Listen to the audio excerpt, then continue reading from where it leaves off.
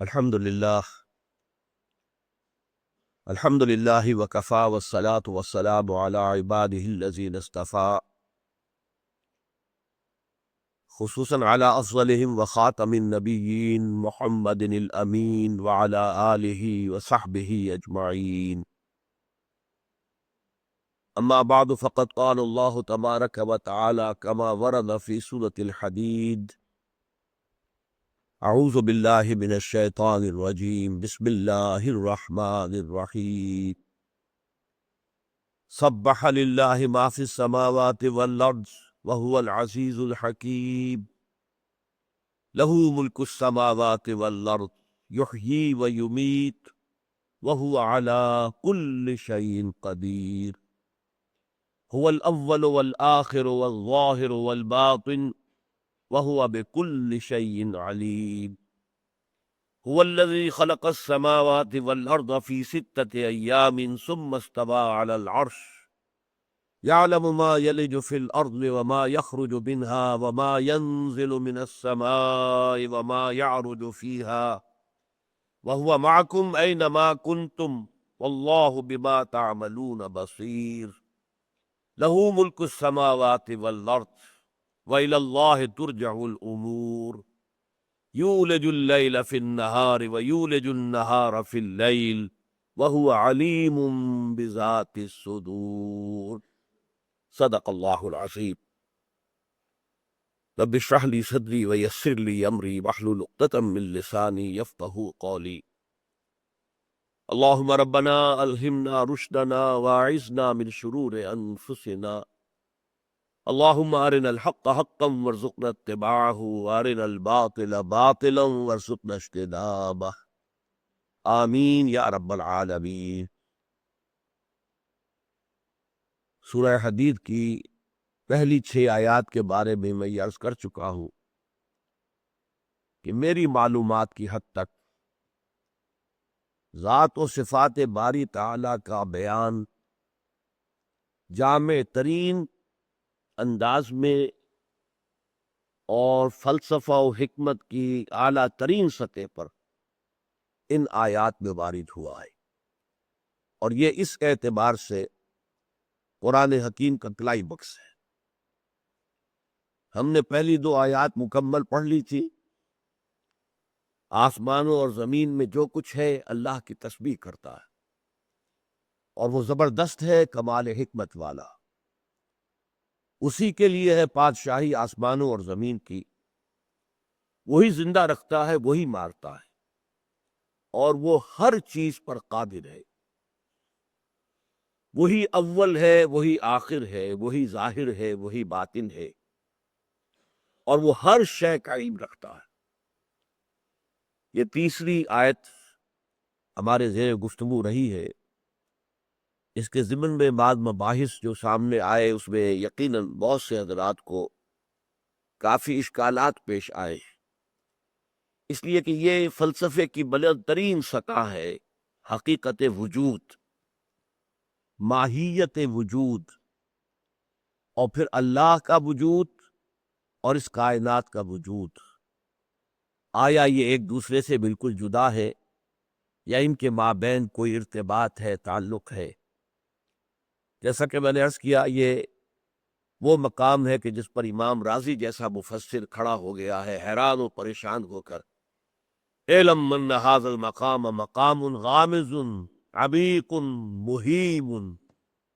آگاہ ہو جاؤ کہ یہ مقام بہت چھپا ہوا ہے، مخفی ہے، غامض ہے، اب عمیق ہے، بہت گہرا ہے، اور مہیم ہے، پر ہیبت. اب ظاہر بات ہے کہ ایک شکل تو یہ تھی کہ ہم روانی سے اس آیت پر سے گزر جاتے، لیکن جب ہم قرآن مجید کا مطالعہ کر رہے ہیں اور ظاہر ہے کہ یہ قرآن کی آیت ہے، قرآن کے الفاظ ہیں، اللہ تعالیٰ نے ان کو بلا ضرورت قرآن کے اندر نہیں رکھ دیا ہے، تو اس پر ہم نے گفتگو کی ہے. اگرچہ اس کے بارے میں واقعہ یہ ہے کہ حتمی بات کہنا آج بھی ممکن نہیں ہے. میں نے یہ کچھ آپ سے عرض کیا ہے، وہ یہ ہے کہ ایک تو ہے لا معبود الا اللہ، لا الہ الا اللہ. اس کی ایک سطح ہے لا معبود الا اللہ، یعنی لا مسجود الا اللہ، لا حاکم الا اللہ، لا شارع الا اللہ، حکم دینے والا کوئی نہیں اللہ کے سوا، اور کوئی نہیں شریعت دینے والا، قانون دینے والا اللہ کے سوا، لا قاضی الحاجات الا اللہ، لا حل المشکلات الا اللہ، کوئی نہیں ہے کہ جو ہماری ضرورتوں کو پورا کر سکتا ہو سوائے اللہ کے، لا غافر الذنب الا اللہ، کوئی نہیں ہے جو ہمارے گناہوں کو معاف کر سکے سوائے اس کے، لا رازق الا اللہ، وہی نہیں ہے جو ہمیں رزق دیتا ہو سوائے اللہ کے۔ اب یہ ہے لا معبود الا اللہ، یہ ہے شریعت۔ اس سے ایک بلند تر سطح ہے، وہ ہے طریقت۔ لا محبوب الا اللہ، لا مقصود الا اللہ، لا مطلوب الا اللہ۔ انسان کا مطلوب حقیقی، مقصود حقیقی، محبوب حقیقی اللہ کے سوا کوئی نہ رہے، سب کی محبتیں اللہ کی محبت کے تابع ہو جائیں، تمام مقاصد اللہ تعالی کے مقصد کے تابع ہو جائے۔ یہ ہے طریقت کہ انسان کا اندرونی وجود جو ہے، روحانی وجود، وہ لا محبوب الا اللہ، لا مطلوب الا اللہ، لا مقصود الا اللہ تک پہنچ جائے۔ اب اس سے بلند تر سطح وہ ہے کہ جس کا تعلق نہ شریعت سے ہے نہ طریقت سے۔ یہ فلسفے کی ایک شاخ ہے، ماہیت وجود۔ اس کے ضمن میں لا موجود الا اللہ، اب یہ آخری بلند ترین سطح ہے۔ لیکن اس لا موجود الا اللہ کی تین شکلیں دنیا میں رہی ہیں۔ ایک تو یہ ہے کہ لا موجود الا اللہ، اللہ کے سوا کوئی نہیں ہے، تو گویا کہ جو کچھ موجود ہے وہ اللہ ہے، معاذ اللہ ثم معاذ اللہ ثم معاذ اللہ۔ یہ بدترین کفر ہے، بدترین شرک ہے، اسی کا نام پینتھیزم ہے، اور اسی کا اصل مفہوم ہمہ اوست ہے، جبکہ شریعت اور طریقت ہمہ از اوست، ہمہ با اوست ہے۔ تو ایک تو توحید وجودی یہ ہو گئی لا موجود الا اللہ، جو کچھ موجود ہے اللہ ہے، معاذ اللہ ثم معاذ اللہ ثم معاذ اللہ۔ ایک لا موجود الا اللہ یا توحید وجودی کی تعبیر یہ ہے کہ وجود حقیقی ہے ہی صرف اللہ کا، باقی جو کچھ نظر آ رہا ہے وہ ہے ہی نہیں، اس کا وجود ہی نہیں۔ کل ما فی الکون، یہ جو کچھ بھی نظر آ رہا ہے کچھ بھی نہیں ہے، الا وہم و خیال، یہ وہم ہے، ہمارا خیال ہے، تصور ہے، اور رکوس فی البرایا او ظلال، یا یہ کہ یہ جیسے کہ آئینے میں تصویر نظر آ جاتی ہے، عکس نظر آ جاتا ہے، اس کا وجود کوئی نہیں ہوتا، یا سایہ ہوتا ہے، سایہ کا کوئی وجود نہیں ہے۔ یہ خیال ہمارے ہاں شاعری میں بہت زیادہ پیش کیا گیا ہے، اور کافی لوگوں کو مقبول ہے لوگوں کے اندر۔ چنانچہ میں نے بہت سے آپ کے سامنے اشعار رکھے کہ ہستی کے مت فریب میں آ جائیو اسد، عالم تمام حلقہ دام خیال ہے۔ یہ دام خیال ہے، اس کا کوئی وجود نہیں، یا یہ کہ ہر چند کہیں کہ ہے نہیں ہے، یہ بھی ہے، ایک خیال ہے کہ نہیں، یہ کچھ بھی نہیں ہے۔ تو اس اعتبار سے یہ دوسرا جو ہے، اس کے لیے عام طور پر لفظ وحدت الشہود کا استعمال ہوتا، اور یہ منسوب ہے، جیسا کہ میں نے بتایا تھا کہ شیخ مجدد الفسادی رحمۃ اللہ علیہ، انہوں نے مثال دی کہ اگر آپ ایک لاٹھی لے لیں اور اس کے ایک سرے پر کپڑا باندھ کر اس میں مٹی کا تیل ڈال کر اس میں آگ لگا دیں تو ایک شعلہ جوالہ آپ کے پاس ہے۔ اب اس لاٹھی کو تیزی سے حرکت دیجئے تو آپ کو ایک آتشی دائرہ نظر آئے گا، آنکھ دیکھ رہی ہے کہ دائرہ ہے، آگ کا دائرہ ہے، حالانکہ آپ کو معلوم ہے دائرہ نہیں ہے، وہ تو ایک ہی شعلہ جوالہ ہے۔ لو شمع حقیقت کی اپنی ہی جگہ پر ہے، پادوس کی گردش سے کیا کیا نظر آتا ہے۔ تو یہ دوسرا درجہ ہے۔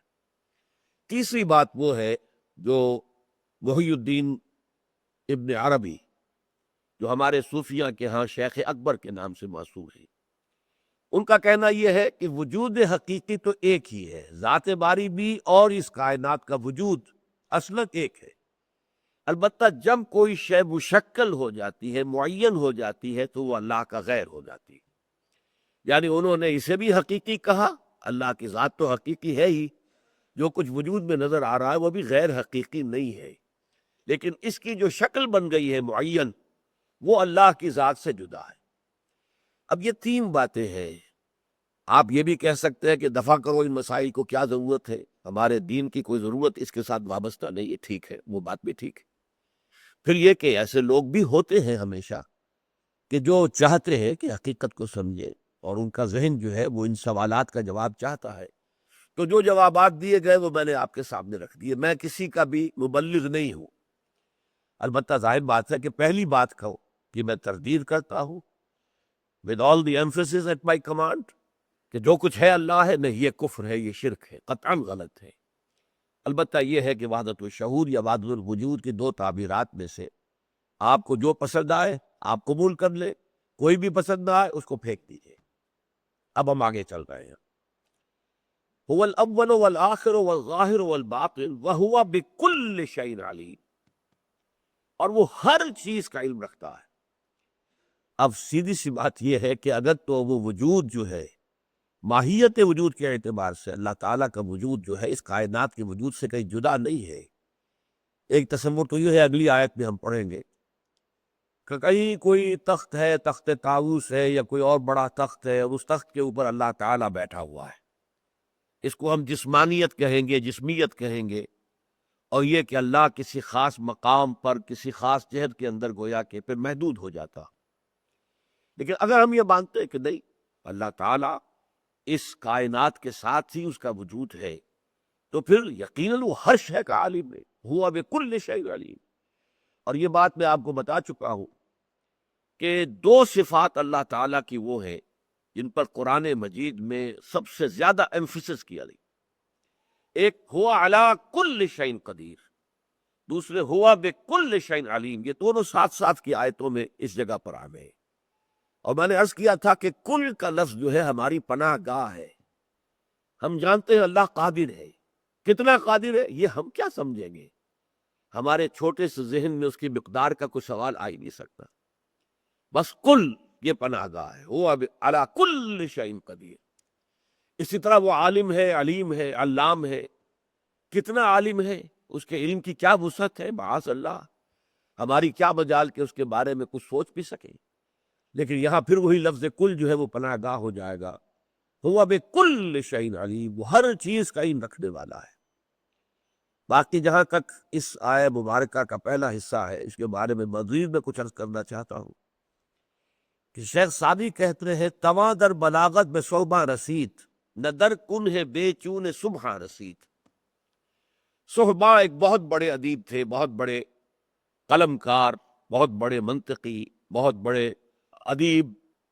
تو شیخ سعدی کہہ رہے ہیں کہ یہ تو ممکن ہے کہ انسان بلاغت میں صحبہ تک پہنچ جائے، یہ تو ممکن ہے، لیکن نہ در کنہ بے چون صبح، سبحان اللہ ہے، سبحان اللہ، سبحان کی ہستی کی کنہ کے بارے میں کہیں کچھ نہیں کہا جا سکتا، کچھ نہیں کہہ سکتا۔ اس سے بھی زیادہ ایک بات میں نے اس سے پہلے عرض کی تھی، کانسیپٹ اور پرسیپٹ کے حوالے سے۔ فلسفے میں بھی یہ کہا جاتا ہے this universe is a concept and God is percept. Concept ہے کسی چیز کا ایک تصور آپ پورا اپنے ذہن میں لا سکیں، وہ آپ کا کانسیپٹ ہوگا۔ پرسیپشن یہ ہے کہ آپ نے کسی چیز کا ادراک کر لیا ہے لیکن آپ اس کا احاطہ نہیں کر سکتے۔ میں نے مثال دی تھی کہ ایک بڑی اونچی فصیل ہے، دیوار ہے، اب ایک شخص جو دور سے دیکھ رہا ہے، جس کو بینائی حاصل ہے، وہ اندازہ کر لے گا کہ فصیل اتنی اونچی ہے، اس طرح کے پتھر سے یا مواد سے بنی ہوئی ہے، اس کے رنگ کیا ہے، اس وقت کوئی دیکھ رہا ہے، اس نے ایک تصور قائم کر لیا اس کا۔ لیکن ایک نابینا انسان آئے گا، آ کر اس کو چھوئے گا اور اس کو جب دیکھے گا کہ ہے تو صحیح، اب یہ کتنی اونچی ہے میں نہیں جانتا، یہ کس مواد سے بنی ہے میں نہیں جانتا، اس کا رنگ کیا ہے میں نہیں جانتا۔ یہ بات ہے جو نظامی گنجوی ایک بہت بڑے شاعر ہے فارسی کے، دور بینان بارگاہ الست جس پہ این برداند کے ہست۔ یہ بارگاہ الست ہے، وہ جس میں کہ ہم نے عہد کیا تھا، اللہ نے پوچھا تھا الست بربکم قالوا بلا۔ تو بارگاہ الست جو ہے اللہ تعالیٰ کا وہ دربار، اس کو جہاں تک لوگ دور سے دیکھنے والے ہیں، دور بینان، جتنے زیادہ سے زیادہ دیکھنے والے ہیں اس بارگاہ ربانی کے، وہ بھی سوائے اس کے اور کچھ نہیں کہہ سکتے کہ ہست ہے موجود، یہ ہست ہے۔ اب یہ کہ اس کی صفات، اس کی ذات کے بارے میں تو بارہ کہہ چکا، وراء الورا ثم وراء الورا ثم وراء الورا، اس کے بارے میں تو اگر آپ کوئی تصور کریں گے وہ شرک ہو جائے گا، کیونکہ وہ آپ کے ذہن کی پیداوار ہے، آپ نے ایک تصویر اپنے ذہن میں بنا لی ہے، اللہ وہ نہیں ہے، تو گویا کہ آپ ایک نیا اللہ آپ کے ذہن میں تراش کیا ہے۔ نی تراشت فکر ماں ہر دم خدا بندے دیگر، میرا فکر جو ہے ایک خدا کو بناتا رہتا ہے، جیسے بت تراشتا رہتا ہے، ایسے ہی میری سوچ جو ہے اگر وہ اللہ کی ذات کے بارے میں کچھ کرتی ہے کوشش، تو گویا کہ وہ بت ہے جو اس نے بنا لیا ہے اپنے ذہن کے اندر۔ اس حوالے سے میں آج آپ کو ایک شعر سنا رہا ہوں: اے برطرز خیال و قیاس و گمان و وہم، اے وہ ذات کہ جو خیال، قیاس، گمان اور وہم سب سے وراء الورا ہے، وراء الورا ہے، وراء الورا ہے۔ اے برطرز خیال و قیاس و گمان و وہم، بس ہرچے گفتیم شنیدیم و خواندائیم، اور اے وہ ہستی جو بلند تر ہے، وراء الورا ہے، ان تمام چیزوں سے جو ہم نے کہیں یا ہم نے سنی یا ہم نے پڑھی، تیری ذات کے بارے میں کچھ نہیں جانتے۔ دفتر تمام گشت، ہمارا دفتر، ہماری کتاب، ہماری کاپی تو ختم ہو گئی، لکھتے لکھتے لکھتے لکھتے لکھتے لکھتے لکھتے لکھتے دفتر تمام گشت وہ بپایا رسید ہو، اور ہماری عمر بھی اب آخر کنارے پر آ لگی ہے۔ ماں ہم چنا در اول وصف تمہارے، ہم تجھے کیا سمجھیں گے، ہم تو اب تک تیرے پہلی صفت کے بارے میں بھی تھک گئے ہیں، ہار گئے ہیں، کچھ نہیں سمجھ سکتے۔ یہ اول وصف، تو پہلا وصف کیا ہے اللہ کا؟ اللہ کے صفاتی نام ہے وہ 99 ہے، ان میں سے 5 کو کہا گیا ہے بنیادی، یعنی یوں سمجھیے امہات الصفات۔ جیسے رسول بہت سے ہیں، اولو العزم 5 ہے، حضرت نوح، حضرت ابراہیم، حضرت موسیٰ، حضرت عیسیٰ، حضرت محمد صلی اللہ علیہ وسلم وعلیہم الصلاۃ والسلام، اولو العزم من الرسل، رسولوں میں بہت بلند مقام رکھنے والے۔ اسی طرح اللہ کی صفات، نمبر 1 وجود، اس کی ہستی ہے، ہست جو ہم محسوس کرتے کہ ہے وجود۔ نمبر 2 حیات، یہ کوئی مردہ وجود نہیں ہے، زندہ وجود، حیات، اور حیات کی بھی کامل ترین شکل کہ نہ اسے نیند آتی ہے نہ اونگ آتی ہے۔ تو وجود، حیات، علم، ہر شے قائم ہے، قدرت ہر شے پر قابل ہے، اور کلام، وہ بات کرتا ہے، متکلم ہے۔ یہ 5 صفات ہے۔ اولین صفت کون سی ہے؟ وجود۔ اور وجود باری تعالیٰ کے بارے ہی میں آج تک سارے فلسفی، سارے منطقی، سارے متکلمین، وہ سب کے سب درماندہ ہیں، تھکے پڑے ہیں، ان میں کچھ بات کہنے کی ہمت نہیں ہے۔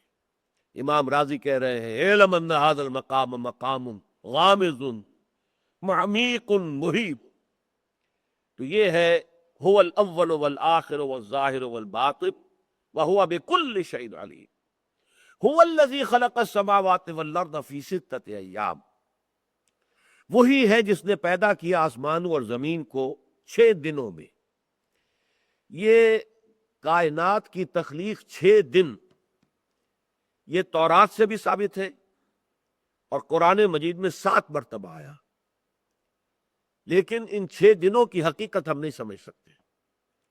قرآن مجید میں یہ بھی بیان ہوا ہے کہ اللہ تعالیٰ کا ایک دن تمہارے 1000 سال کے برابر ہے، اور ایک جگہ پر یہ بھی آیا ہے 50,000 سنہ، وہ قیامت کا دن جو ہوگا وہ 50,000 برس کا ہوگا۔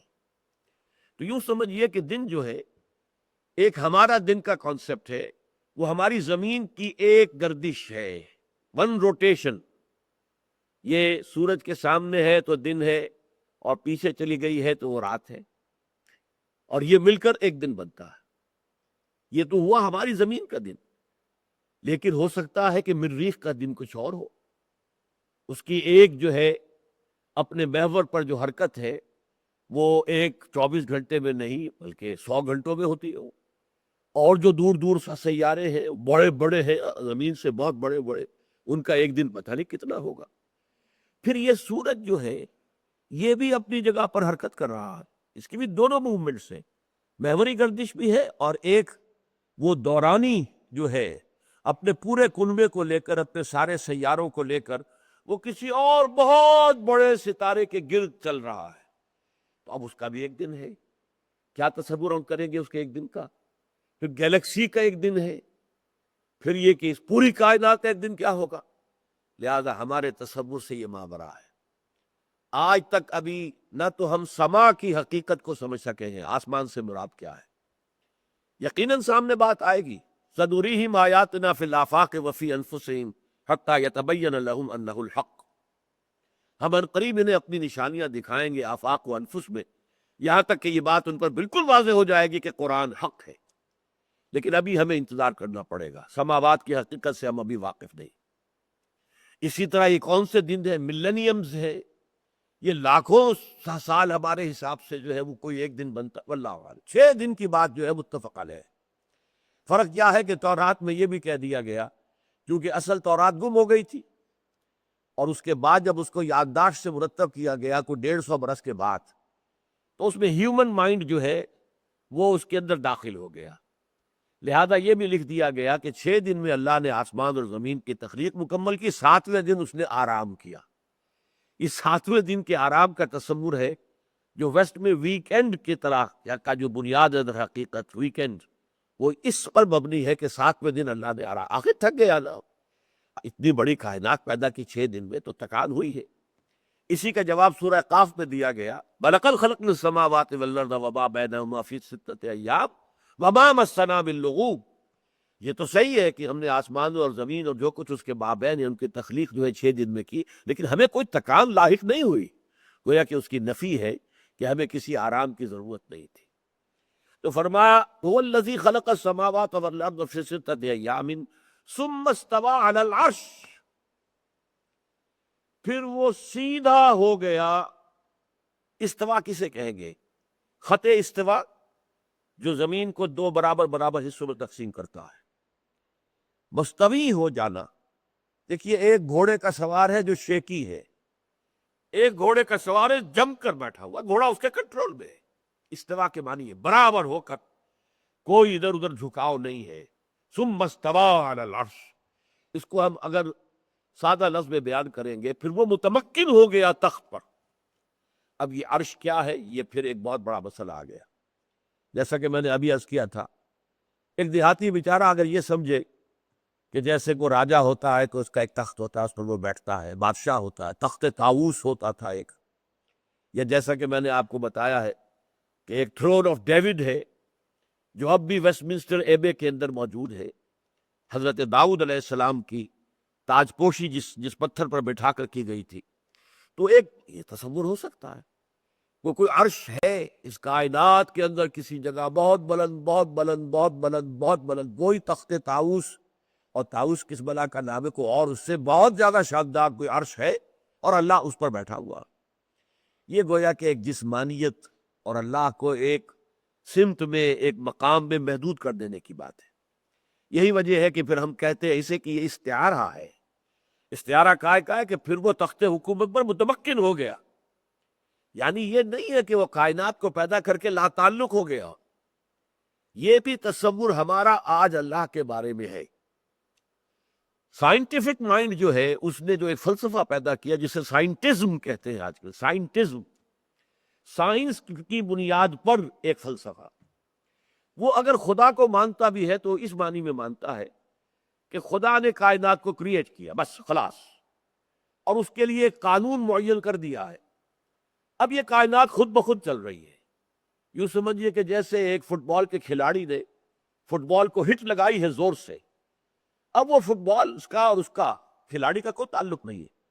اب تو وہ فٹ بال جا رہی ہے آپ سے، آپ جو بھی اس کو مومنٹم جو ہے اس کک کی وجہ سے ملا ہے وہ چلتا جائے گا. اور ہم جانتے ہیں کہ اگر نہ فضا میں کوئی رکاوٹ ہو نہ زمین پر کوئی رکاوٹ ہو تو وہ ہمیشہ کے لیے چلتا جائے گا. پھر وہ بال کہیں رکے گا نہیں. وہ تو یہ کہ زمین کے اندر چلتا ہے تو اس کے اندر چونکہ فرکشن ہے یا ہوا میں چلتا ہے تو ہوا میں فرکشن ہے تو اس لیے وہ کہیں رکتا ہے، لیکن اب وہ کھلاڑی کے کنٹرول میں نہیں ہے کہ وہ اسے روک لے، وہ تو اس نے کک لگا دی ہے لے آ۔ یہ تصور بھی کفر ہے اور شرک ہے۔ اللہ خالق ہی نہیں ہے، حاکم ہے، خالق ہی نہیں ہے، مدبر ہے، تدبیر کرتا، یدبر الامر من السماء الى الارض، لہجہ بلہجہ اس کا حکم کار فرما ہے۔ یہ جو پہلی بات میں نے عرض کی سائنٹزم، اسی کا سب سے بڑا مظہر یہ ہوا ہمارے ہاں، جو خاص طور پر شروع ہوا سر سید احمد خان سے، کہ یہ جو اللہ تعالیٰ کے قوانین طبیعہ ہیں انہیں کوئی نہیں توڑ سکتا، اللہ بھی نہیں توڑ سکتا۔ لہٰذا وہ کہتے ہیں کہ یہ جو کہتے ہیں کہ ماشا پڑا سمندر پر سمندر پھٹ گیا، اب یہ وقوف ہو گئی ہے، یہ تو قانون فطرت ہے، واٹر کیپس اٹس سرفیس، یہ ہو ہی نہیں سکتا کہ سمندر دو حصوں میں بٹ کر اور ہر حصہ جو ہے وہ ایک چٹان کے مانند کھڑا ہو جائے۔ یہ تو اصل میں مد و جزر کی بات تھی، دریا جزر پر تھا، اترا ہوا تھا سمندر، تو حضرت موسیٰ اپنی قوم کو لے کر گزر گئے، اور جب وہ فرعون آیا وہ مد پر آ گیا، چڑھ گیا سمندر، غرق ہو گیا۔ یہ تعویلات جو شروع ہوئی ہیں اس مغربی سائنس کے آنے کے بعد، خاص طور پر چونکہ نیوٹونین سائنس جو تھی وہ بڑی قطعی سمجھی جاتی تھی، بڑی قطعی۔ اس کے بعد جو دور آیا ہے آپ کو معلوم ہے، آئنسٹائن کا دور جو ہے اس میں تو کوئی چیز قطعی رہی ہی نہیں، کیٹیگریز تھی اس میں، میٹر اور ہے، انرجی اور ہے۔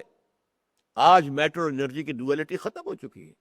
Matter is energy, matter can be converted into energy, energy can be converted into matter, یہ دونوں انٹر کنورٹیبل چیزیں ہیں۔ تو سائنس کا وہ دور جو تھا وہ بڑا مرعوب کن تھا۔ ایک تو یہ کہ آئی تھی وہ سائنس انگریز کے ہاتھوں، جس نے ہمیں فتح کیا، ہمیں شکست دی، ہم سے حکومت چھینی، ہمارا حکمران بن کر بیٹھ گیا۔ ایک تو مرعوبیت اس کی بنیاد پر تھی۔ پھر سائنس واقعتاً ایسی شے تھی کہ جس کی بنا پر کم سے کم یہ کہ اسٹیم انجن تو اس سے پہلے ہی ایجاد ہو چکے تھے، چھک چھک کرتی ہوئی گاڑیاں چل رہی ہیں، تو ہمیں تو ظاہر بات ہے کہ آنکھیں دیکھ کر جو ہے وہ مبہوت ہو کر رہ گئی۔ تو اس لیے اتنی تعبیریں کی گئی ہیں، معجزات کا انکار جو ہے، ہم یہ مانتے ہیں کہ اللہ نے بنایا، اللہ نے قانون بنایا، قانون کے مطابق کائنات چلتی رہے گی، لیکن اللہ جب چاہے گا قانون توڑ دے گا، اسی کا بنایا ہوا، وہ مختار مطلق ہے۔ ایسا نہیں ہے کہ قانون بنانے کے بعد physical and chemical laws of chemical and physical change, یہ بنانے کے بعد اس کا ہاتھ بن گیا، اب میں کیا کروں، میں تو کچھ نہیں کر سکتا، میں نے تو طے کر دیا ہے کہ پانی اپنی سطح برقرار رکھے گا، اب کیسے اس سمندر سے گزاروں بنی اسرائیل کو؟ نہیں، اللہ تعالیٰ جب چاہے اس قانون کو توڑ کر اور اپنی قدرت خصوصی کا اظہار کر سکتا ہے۔ آگ جلاتی ہے اور جلائے گی، ہمیشہ جلاتی ہے، لیکن جب اللہ چاہے گا نہیں جلائے گی۔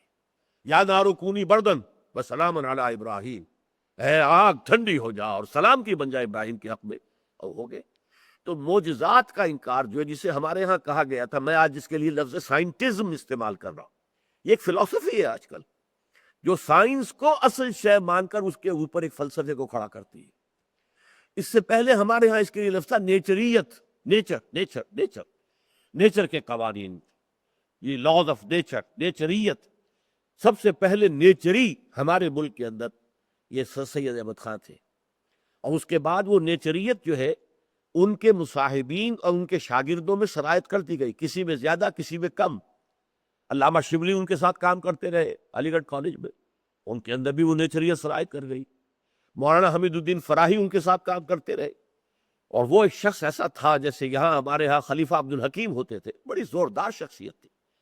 یہ جو ادارہ ثقافت اسلامیہ جو بھی اس میں گیا، ہر چہ در کھان نمک رفت نمک شد، وہ ظاہر بات ہے کہ خلیفہ عبد الحکیم صاحب کے نظریات کے سانچے میں ڈل گیا۔ اسی طرح جو بھی گیا ہے علی گڑھ کالج میں، وہ سر سید سے کم یا بیش، زیادہ یا کم متاثر ہوا ہے، اور اس کے ذہن پر یہ نیچریت جو ہے سوار ہوئی ہے۔ تو یہاں سمجھ لیجئے کہا جا رہا ہے هو الذی خلق السماوات والارض فی ستۃ ایام ثم استوى علی العرش، پھر بنانے کے بعد وہ تخت حکومت پر متمکن ہوا ہے اور اس کا حکم جاری و ساری ہے۔ ہمارا ایمان ہے کہ پتہ تک نہیں ہلتا ہے جب تک کہ اس کا اذن نہ ہو، اور وہ جب چاہے اپنے بنائے ہوئے قوانین کو توڑ کر اپنی قدرت خصوصی جو ہے اس کا اظہار کر سکتا ہے۔ بارک اللہ لی ولکم فی القرآن العظیم ونفعنی وإیاکم بالآیات والذکر الحکیم۔